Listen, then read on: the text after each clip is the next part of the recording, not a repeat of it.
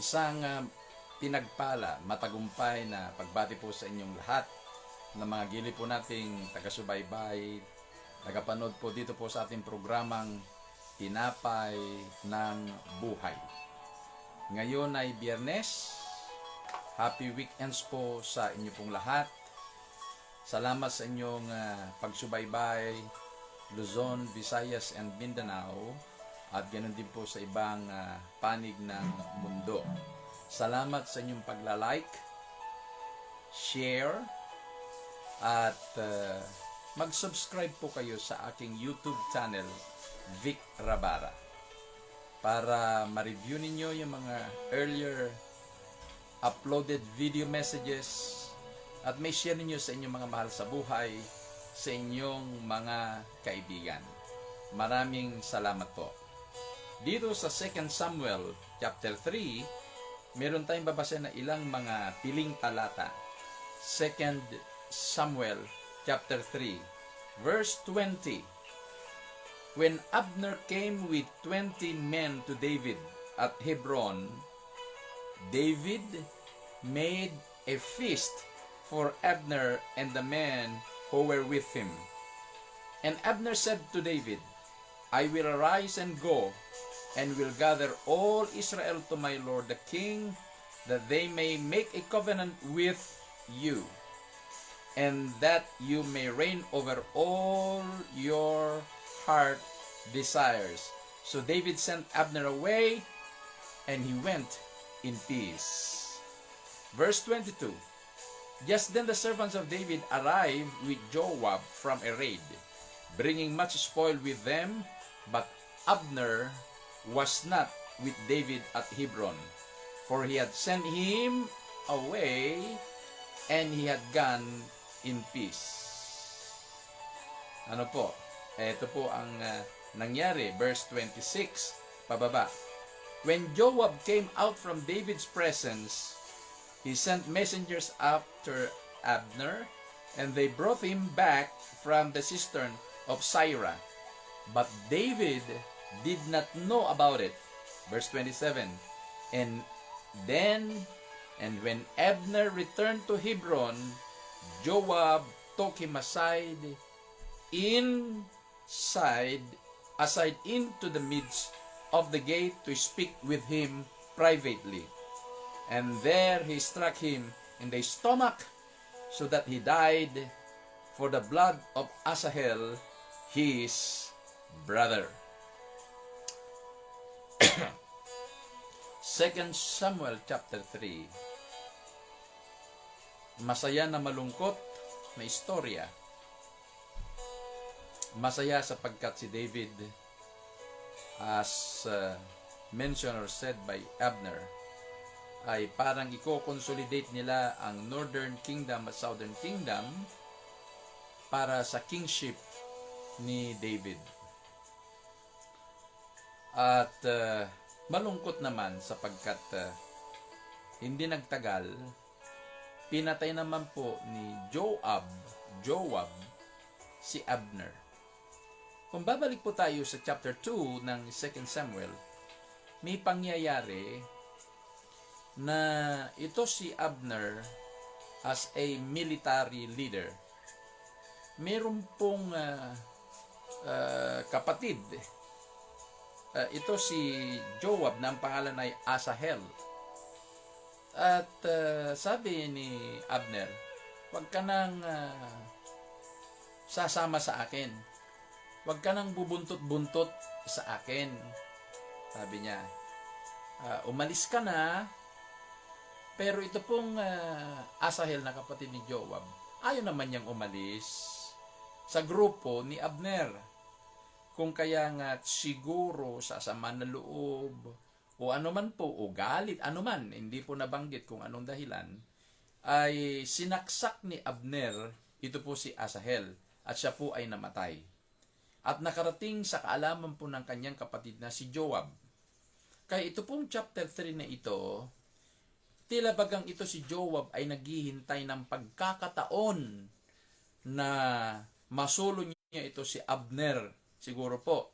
Kung kaya nga po, nung ito si Abner ay pumunta kay King David at Sinabi nga niya na, alright, yung mga tao sa Israel, tao sa Juda ay pagsasama-samahin and they will recognize the kingship of David. At pagkatapos noon, si David naman po ay natuwa. Kaya, in fact po, ang ginawa po ni David ay naganda siya ng isang piging para kay Abner at sa kanyang mga tauhan. Natuwa po siya. Hanggang sa matapos nang sabihin ni Abner yung dapat niyang sabihin sa hari, siya po ay pinaalis na ni King David. At pagalis po niya, hindi po natin alam kung gaano katagal ang pagitan, dumating sina Joab galing sa pakikipagdigma sa raid. At nalaman ni Joab na dumating doon si Abner. Pero pagdating po niya doon ay wala na po si Abner. Kung kaya nga pinatawag si Abner para bumalik doon sa Hebron. Pero walang kamuang-muang si Haring David doon po sa plano ni Joab na pabalikin. Bumalik. At pagbalik po niya, sinulo po ito ni Joab si Abner. Hindi para mag-usap sila na maayos, mag-usap sila na matino, mag-usap sila bilang kapwa Hebrew, kundi sinulo niya at ang sabi po doon ay pinatay niya. Ito po si Abner. Pinatay niya. Bakit? Siya po ay ipinaghiganti niya ang kanyang kapatid. Ano po? Ipinaghiganti niya ang kanyang kamatayan ng kanyang kapatid. Mabigat, masaya na malungkot na istorya. In application for today, tayo po ay nasa buwan ng Pebrero. Love month na tinatawag. Love month. At napakasarap isipin na tayo ng mga tao, tayo ng mga mamamayan ay pagsikapan natin na magmahalan. Katulad ng sinabi ni Jesus, love your neighbor. Mahalin mo ang iyong kapwa. Ang tinutukoy doon, kahit sino, lalong-lalo na yung mababait sa iyo. And then Jesus said, love your enemies. Mas mabigat po yon. Mahalin mo ang iyong kaaway, ang iyong mga kagalit. Madaling mahalin ang mabubuti sa iyo, pero yung kagalit mo, mahirap. In this case, ito po si Joab. Malamang may sama siya na loob. May kinikim-kim na sama na loob kay Abner at plinano niyang maghiganti para sa kanyang kapatid o ipaghiganti niya ang kanyang kapatid. Hindi po pagmamahal ang nasa puso po ni Joab, kundi ito po ay galit, unforgiveness that led to the murder of Abner. Sa panahon natin ngayon, marami din tayong makaranasan na ganyan na kapag mayroon pong mga masasakit, painful experiences na naidudulot ng ating kapwa, minsan o madalas ang natural reaction natin ay negatibo, sama ng loob, galit sa ating isip at sa ating puso. Na to the point na kinikim-kim natin yung sama na loob, kinikim-kim po natin yung pong naidulot nilang masakit sa ating kalooban. At kapag hindi tayo na magiging maingat, nandyan sa ating isip, nabubuo yung damdamin na maghiganti. Na pag may pagkakataon, gagantihan mo siya. Na imbis na gantihan mo na mabuti, gagantihan mo ng masama. Kaya po, ang unforgiving spirit leads to a destructive mind and destructive action. Yung nung nasaktan ka, imbis na ang iiral sa iyo ay pag-ibig, na ang kanyang demonstration ng pag-ibig ay forgiveness, ang nangyayari, kinikim-kim mo. Inaalaga mo sa isip at puso mo.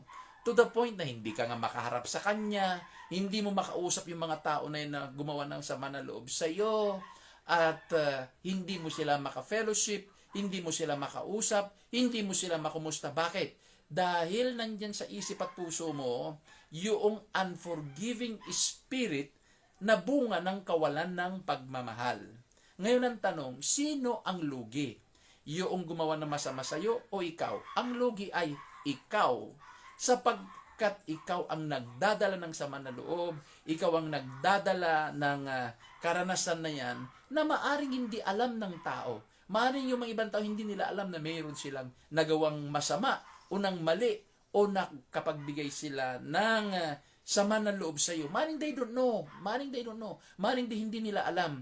At ang nakakaalam lang ay ikaw na nakakaramdam. But the problem is, instead na pagmamahal ang iganti mo doon sa gumawa ng masama sa iyo, dahil sabi nga ni Jesus, pag sinampal ka sa kanan, ibigay mo pa yung kaliwa. Ano ha? Pag sinampal ka sa kanan, ibigay mo pa yung kaliwa. Ibig sabihin, pag ginawang ka ng masama, ang ganti mo dapat ay mabuti. Ginawang ka ng masama, ang ganti ay mabuti. Ginawang ka ng masama, imbis ng ganti mo pagmamahal, ang ginanti mo unforgiving spirit, at naghahanap ka, naghihintay ka ng pagkakataon na makaganti ka. Makaganti ka.